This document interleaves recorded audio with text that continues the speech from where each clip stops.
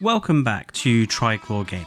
A few weeks ago I made a video looking at where a future Jurassic World Evolution 3 should improve in terms of its lagoons. If you haven't seen that video, there should be a link in the top corner. Today we are going to tackle the Aviaries, and please note that yet again we're only talking about the Aviaries as buildings here. We will tackle the animals in another video. Number 1.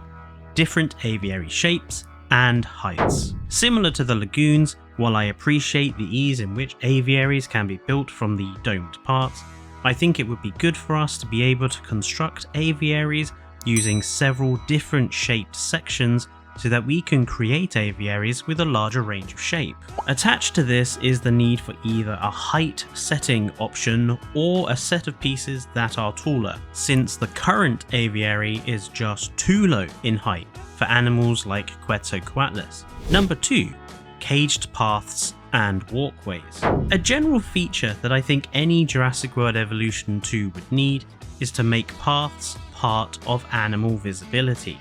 While I want to talk about this more in a future video, I want to discuss aviary relevant details here.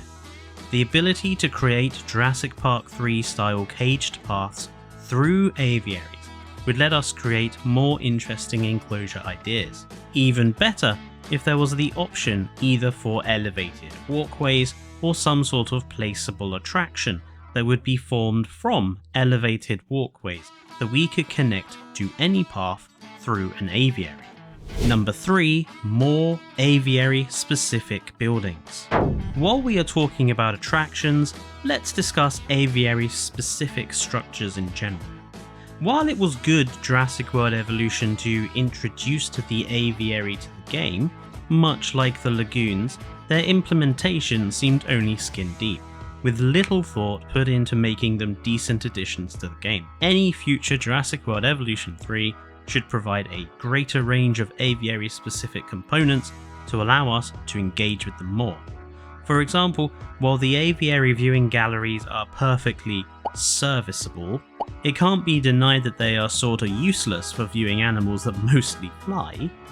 Aviary specific viewing towers that can be attached to the sides would be welcome, or the ability to attach standard viewing towers to the sides of the domes could also fulfill that. It would also be great to have some sort of aviary specific structure, perhaps based on the concept hotel images from the films, something unique for the aviaries.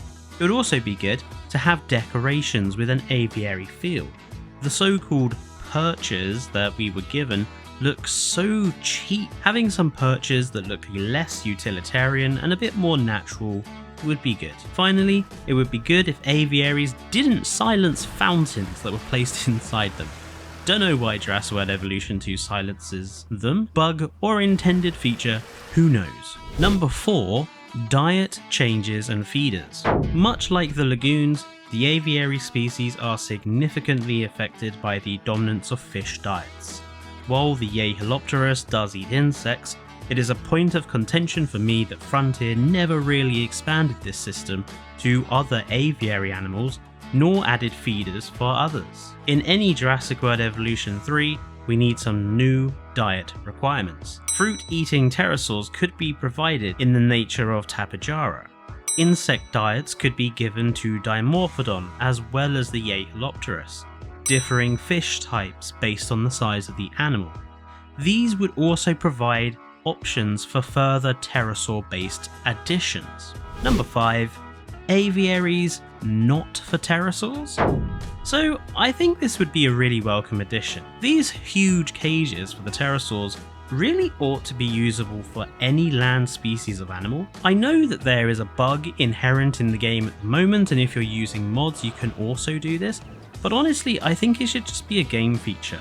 There is no reason why these very protective domes could not hold dinosaur species, especially dangerous ones.